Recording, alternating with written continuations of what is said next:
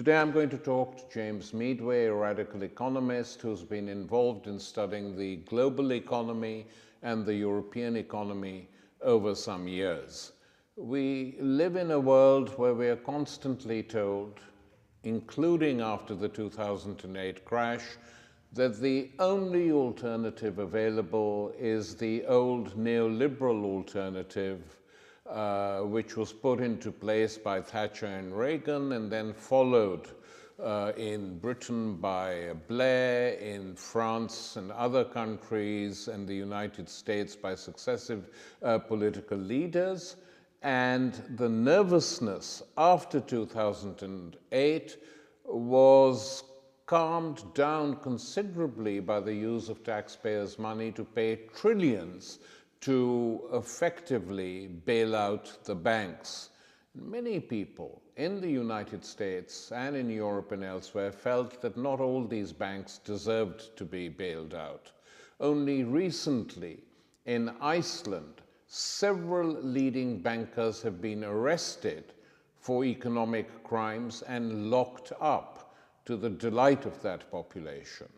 In Wall Street and the City of London, no such action was taken, and in many cases, those who were responsible for the crisis were effectively ignored.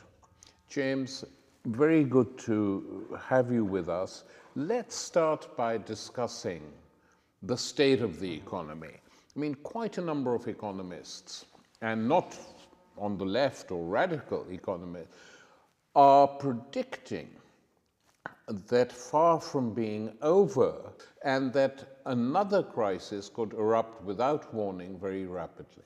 Well, I think that's a very fair assessment, and you're right about economists. If you take an extraordinary speech by Andrew Haldane, who is chief economist at the Bank of England. Now, this is not a particularly radical institution, but just a few weeks ago, 6 weeks ago, talking about the third wave of crisis that we're now entering. The first wave, the sort of Anglo-American crash, 2008, 2009. Then you've got the Eurozone crisis, 2009 through to 2012. And now this third wave, the emerging market crisis, centered really on China, now the world's second largest economy, breaking out this year with the stock market bubble popping in Shanghai over the summer. Millions of people facing a crisis there and destitution, and seemingly the Chinese authorities not able to get on top of it. What would be the impact of a Chinese recession on the global economy? Well, this is the second largest economy on the planet now. So automatically, if it wobbles at all, this has an impact elsewhere. So the fact that the Chinese economy is slowing down means that suddenly, for instance, Australia was getting pushed closer and closer into crisis. You can see the same thing in East Asia, again, dependent on selling into China, raw materials, for example, all sorts of things. Once that market starts to shrink, they get affected. And you can see it in Germany as well. Germany is a huge export economy, only just overtaken by China, actually, as the world's largest exporter. One of its biggest growth markets for a good number of years now, 10 years or more, has been China, and the demand for capital goods, for machinery, for equipment. That slows down, Germany gets hit. Now, the one that's interesting in all of this, of course, is Britain, where we've seen our political leadership, George Osborne, David Cameron, rolling out the red carpet for Xi Jinping when he visited here, insisting that China is a country we're happy to do business with, allowing the Chinese to come and say they will build, along with the French state, a nuclear power plant in Britain for the first time for decades. Which country has the largest single financial exposure to China, outside of China, who has loaned the most money to China? That's Britain, where you've got $500 billion worth of debt that British banks have racked up against people in China. If that wobbles, that debt is suddenly exposed. Given this, given the fact that many economists are saying this, James, why is the political class so slow in assimilating it? You'd have thought that they have learned something from the 2008 crash. We did shake them. Yes. So given that, why don't they take this threat more seriously? I think in part for someone like Britain in particular, there is, as far as our political class, our elite are concerned, there isn't very much else to do at this point. Why is Britain still a great power in any sense? Well, one, it does have a large military, which it has tried to use successfully. Two, it has the City of London, it has financial services, it has a major hub of the world's financial system sitting right in the middle of this city. And if it loses that, what are you left with in Britain? I mean, what industry is there? What else do we have to sell the world? So you look after that.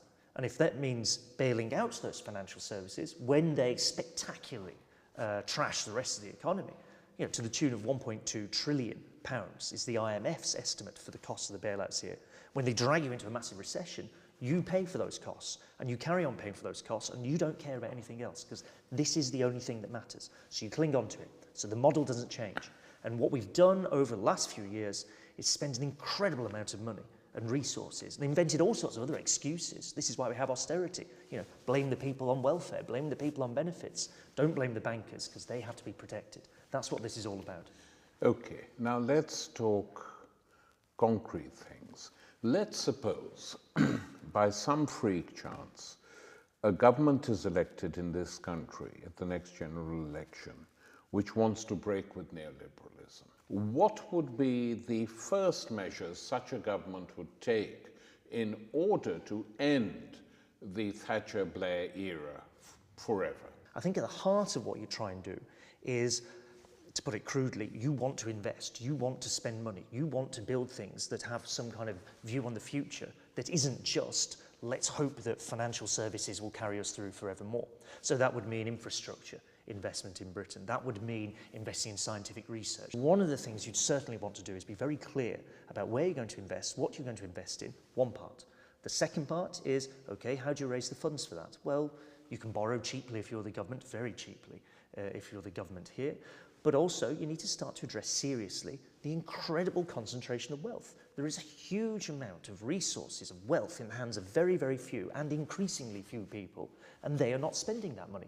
Large UK corporations are sitting on about £700 billion worth of money in their bank accounts that they're not spending. So you have to try and force them to behave differently. But how could one do that? Well, taxes would be the obvious one. You can tax, I think, but also I think there's an issue here that you can certainly adjust some of what is an international tax system and a system of tax evasion that you'd have to start to clamp down on. And there are some relatively simple things that almost any country can do that don't really get done at the minute. For instance, where do corporations claim their profits? Yeah. Do you claim your profits in some offshore location, or do you insist that your profits are being made where you make the sales and that's where you'll be taxed? You can do these things. In the case of Britain, it does have jurisdiction over a number of these tax havens. So you want to start chasing these things up and start to clamp down on them. That you could do if you had a government committed to it. But the argument used against what you're proposing by, obviously, the financial press, which is totally pro-capitalist, and politicians in hoc to it, is that if Britain or any other country were to do it on their own, these people would just take their money and plonk it somewhere else. And so better it's in tax havens under our control because we know how much it is on that money. And they could zip off to another part of the world where different laws apply. And why shouldn't they do that rather than stay here? This is what the Greeks threatened to do if the Greek government had stayed on course, saying, okay, we'll take our money away. Well, this is capital flight. No, this is historically what always happens. I think there's two parts to this. One is that, look, if it's in a tax haven, this is useless capital anyway. For the public good, it's doing nothing whatsoever. Because it's in a tax haven, it's not paying taxes. No. And it's nice for the billionaire who happens to hold this account. It's useless, really, for the rest of us. So that's to one side. The harder part is, what about actual productive investment here? In which case you'd say, well, look, this is a huge market. It's a huge developed economy. If you're investing here, part of what you want to do is sell things here. It's no good saying, if you're a large retailer, we're being taxed more, we're just going to close down all our shops and go somewhere else. You can't do that. No. You have to be here. So capital, real productive capital, is significantly less mobile than the kind of funny money and the stuff that ends up in tax havens. You can clamp down on these things.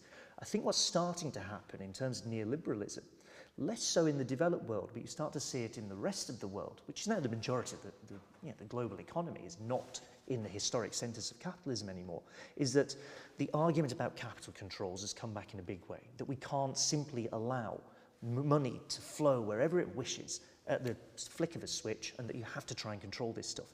Even the IMF now has a position that says, okay, in emergency, you have to clamp down on hot money flooding across the world. It's totally destabilizing. Well, if that argument works for South America or it works for East Asia, it applies just as much here. It's destabilizing here and we have to learn how to control it. What are the chances of it? Of us being able to do this? Yeah, will we need another crisis to push politicians in that direction? Well, crisis can act as an opportunity for changing how things think. I mean, it didn't in 2008. Well, that's what's striking about 2008. An incredible amount of effort was put in to keep things pretty much exactly as they are, right? So, and we're all paying for that effort. And we're paying for future efforts. I mean, austerity in Britain right now, Osborne increasingly says this. You can see the government's rhetoric has shifted. It's not about dealing with the last crisis, it's in case the next crisis turns up. If the next crisis turns up, we're going to have to bail out the system, we're going to have to pay for a recession. They know that this is bearing down on them because they're not stupid. They know that this is bearing down on them, so you need to clear a bit of space now. So that is, of course, one of the other parts of the argument that I think would have some popular resonance here, is that, look, you're being presented with a choice. It's a political choice. We can either defend the interests of the City of London, this crisis-ridden, this dangerous, risky thing that we claim, or our government claims, is basically everything that we can do and all we can hope for. You can protect that, but that means we pay for it, or you can protect the NHS, you can protect the welfare state. That's a political choice. I think to defend what you're saying should be defended, like health and education to a certain extent, and more investment in public housing, investment which has virtually seized up over the last decades, wouldn't just require strong-willed politicians, it would require movements from below, as we're seeing in Ireland now with the anti-water privatization movement. And these movements from below are very slow to start. And I often compare, James, the struggle against the privatization of utilities in South America with weak trade unions to a country like Britain, which had strong trade unions, but after the defeat of the miners, the unions more or less got scared, is to put it bluntly, and didn't resist any of the privatizations at all, except in a token way. I mean, industry after industry was privatized. The railways were privatized. No big trade union actions to defend that. So, you know, it's true that young people did something astonishing and voted Jeremy Corbyn in as leader of the Labour Party. But we need to go a bit beyond that in terms of defending some of the things he's promised from below, like renationalizing the railways, creating a people's railway, which would be a start. How confident are you that this might happen?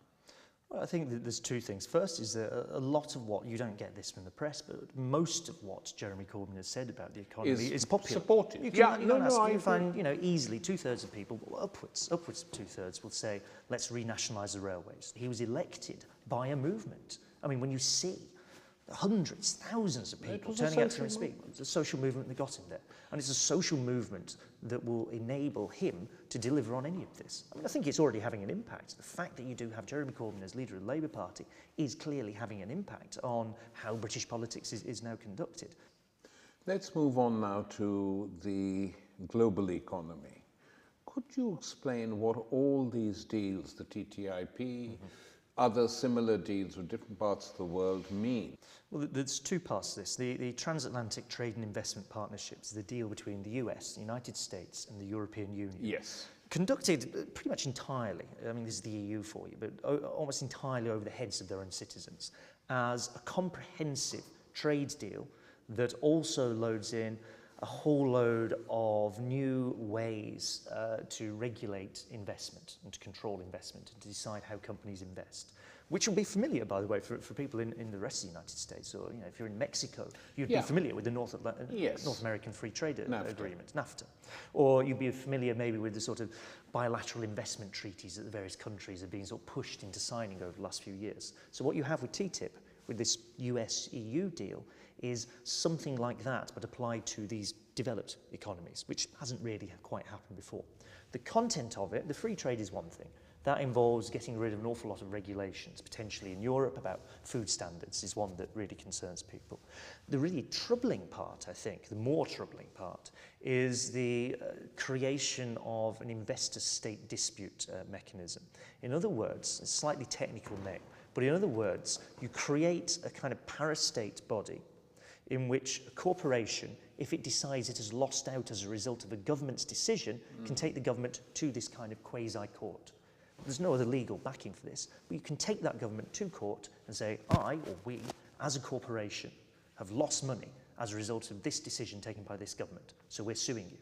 And that is a very, very dangerous mechanism. Well, it's a direct attack on democratic function. Yes, totally. Look, forget democracy at this point. You may, for instance, the German government, after Fukushima, the nuclear, stopped it. Yes, decided no more nuclear power plants to be built. We're going to phase out the power plants that are there. Under the terms of a deal it had signed previously, the ETC, the Energy and Trade Convention, that deal provides for one of these investor-state dispute mechanisms. Vattenfall, a very large, actually state-owned Swedish manufacturer, producer and runner, contractor of nuclear power plants, is suing them for many billions of euros. Suing the German government. Suing the German government on the grounds that they took this decision. And they took the decision because it's very popular in Germany. Yes. Like you see what happens. You don't want nuclear power plants anymore. The anti-nuclear movement is very large in Germany. They're being sued over the loss of earnings from a decision taken by a democratically elected government. 4 billions of euros, and that dispute is ongoing. So this is what concerns people. Your government can get sued by corporations who are beholden to no democracy in this whatsoever. The court, it's not really a court, but the way they set it up is you have 3 corporate lawyers, maybe a few more, and they just negotiate amongst themselves and come to some deal. Governments can't use this mechanism against corporations. It's one way only. And of course, once you have this mechanism there, every government is going to be terrified that they might be subject to this in the future. So they won't do anything. So tell me, in the German case, the Swedish company is suing the German government. How far has that case got? That's ongoing. I mean, it's been rumbling on for a good few years now. They presented the documents, I think, at the end of 2011, and it's still not resolved. So these things go on for a while. So what will obviously happen is there'll be some deal reached, and the German government won't pay the whole amount demanded, but half or... Yes, I mean, that's the standard. If your government is reasonably savvy with these things, you might hope to have a kind of negotiated settlement rather than you just lose outright. So presumably they'll negotiate something with this. But even so, why are you paying money to a corporation for a decision that you've taken that is not relating to the things they do in the future, but it's relating to investments they've already got there? The whole thing is crackers. So TTIP puts one of these mechanisms in place, this US-EU deal. The other deal, of course, is the Trans-Pacific Partnership. Yeah. Which does the same thing, but the other side of the US. It does it for the Pacific and the countries that are signed up there. So effectively, these new deals give corporations enormous power to deal with governments considered even marginally antagonistic to capital. That's absolutely it. The idea is to lock permanently in place a particular version of neoliberalism where whatever democracy you have, it is always superseded or potentially superseded by corporate power of a particular kind. And can a government pull out of this deal unilaterally? Say if it's a deal, let's say this is a deal signed between the United States and the European Union. What if a country pulls out of the European Union? Then the deal's over? You'd be free to do it. I mean, what has happened certainly over the last 5 or 6 years, maybe going back further than that, is that a large number of countries in the global south, so you're talking South America, East Asia, these sort of places, have been signed up to deals like this, bilateral investment treaties, that have this investor-state dispute mechanism built into them. And they've been tearing them up. Bolivia, Venezuela, Ecuador, all saying we're not going to do it. Brazil refusing to take any part in these things. Yes. Indonesia now is saying that it's going to do something similar. You just tear it up.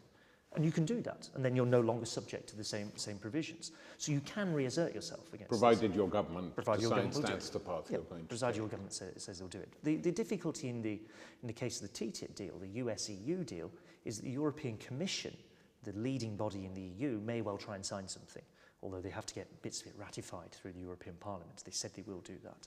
It then has to go to individual member states. And if they don't ratify, then frankly the whole thing isn't going to happen at that point. I mean, a German government ratifying this completely is going to be in trouble. Yes, you'd have thought so. But I think part of the issue here is not so much that you actually get the deal through, this mega deal, this enormous, comprehensive, all of the trade, all of investment, all of it sorted out, locked in place. It's not so much you get all of that through, it's that you can kind of set the direction for what happens. You may not get everything, but you'll get something. And that starts to chisel away at democratic rights for the countries involved, very, very clearly. But James, I was also reading a number of sort of longish essays in the American journals and online places, which shows that quite a number of Americans are very hostile to this deal as well, because they say it has a similarly bad effect on us. It stops investment, it does this, it does that. So even though the corporations strongly in favor of it are US corporations, there's complaints coming from their country too. Oh, absolutely. And you can see why. The experience for ordinary Americans of NAFTA has been pretty atrocious. You know, large-scale falling wages, deindustrialization, loss of jobs. So it's a disaster all round. If you're then presented with the same thing again, but bigger and worse, this isn't going to be popular. I mean, even Hillary Clinton, I believe, has now come out and said she's going to oppose the TTIP deal. There's sort of an indication of someone responding to that kind of pressure. And a sign of popular discontent. Of course. Are you hopeful that over the next 5 years, neoliberal capitalism, which is the name given to this particular form of capitalism, can be rolled back? Oh, I'm confident about that, I'd say. You think they will? Yeah, I think we're living in the last years of neoliberalism. We're not in 1989, right? We're in sort of 1988 at this point in time. If you look particularly in Europe, the combination of debt crises, of economic stagnation, of questions about democracy, all of this coming together poses or starts to pose really big issues about how do the institutions that govern us function at all, and fairly fundamental questions about how they function. You see some of that around the EU itself, the debates around how does the European Union operate. It's very anti-democratic, always has been. It's now really neoliberal.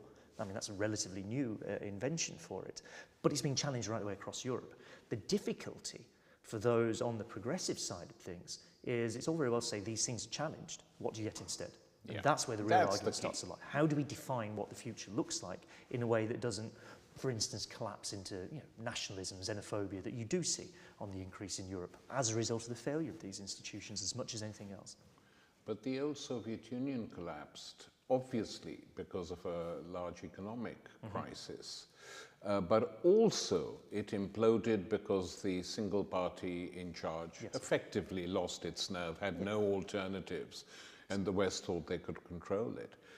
I mean, can you see any of the current political parties, the Democrats, Republicans in the States, the Conservatives, Christian Democrats, the bulk of the so-called socialist parties just giving up?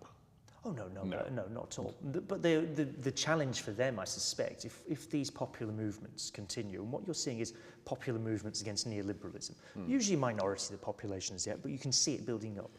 If they respond to it, well, they have two choices about how they respond. One is you smash, the other is you accommodate. Yeah. It's not clear which one wins. And it's not clear what the movement needs to do there. Now, you can see already that there's a degree of attempts being made to accommodate popular movements. Hillary Clinton, as mentioned, saying she's going to oppose TTIP. This is someone who would automatically sign this. I mean, that's who she is.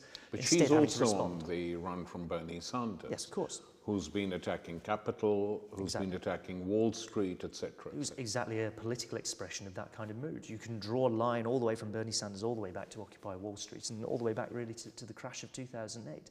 If not further, actually, all the way through to the protests against WTO. Many of the ideas involved here in this kind of set of people who've learned how to protest and how to organise have quite a long history. They come out of the anti-war movement in Britain. They come out of the anti-capitalist movement here.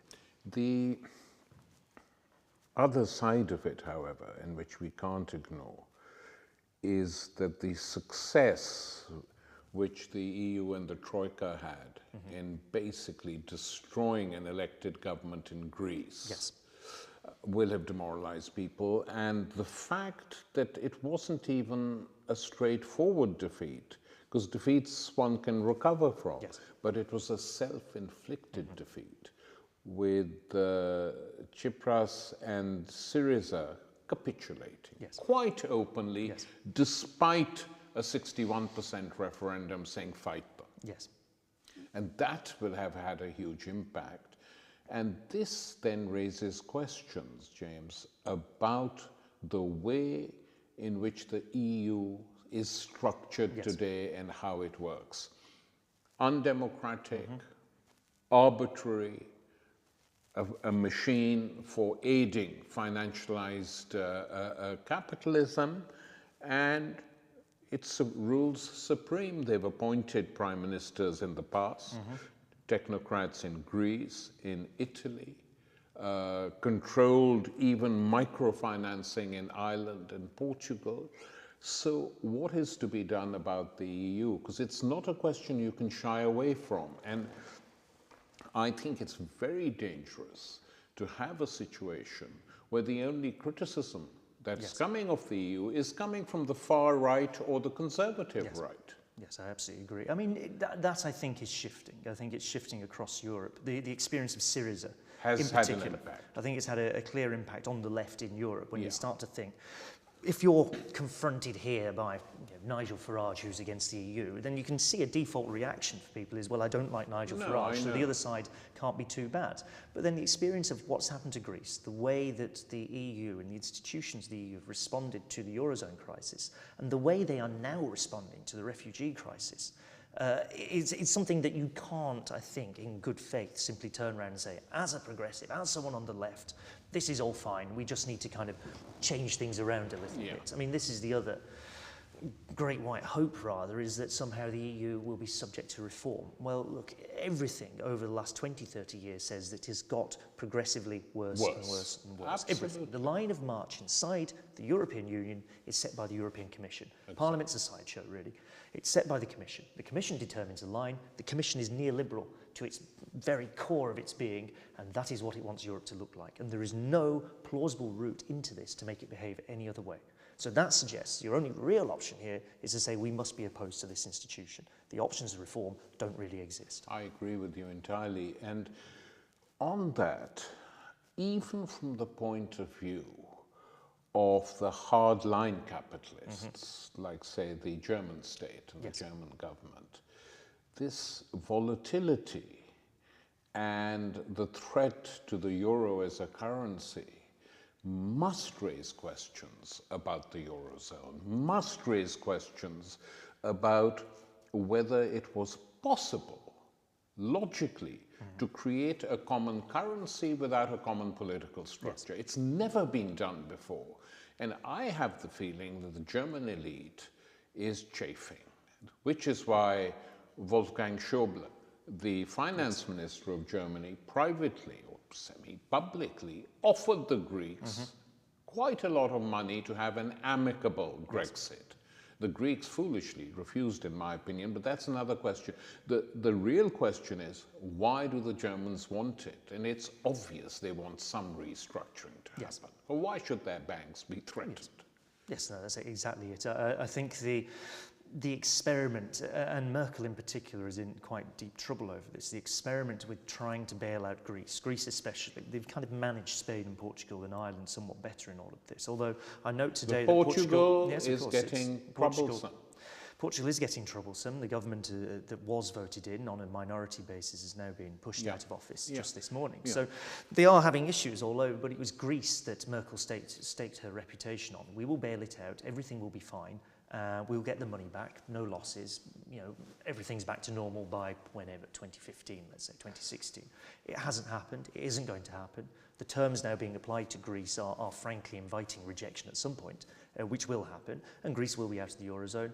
And Merkel and her side of the argument in the German ruling party, I think, is severely damaged. The side that starts to win is the fiscal conservatives, it's the Wolfgang Schäuble, it's the people who have a belief that the Eurozone could be restructured in such a way as to make it far more fiscally conservative, really a union of northern countries who can be trusted to look after their money, that's how they put it.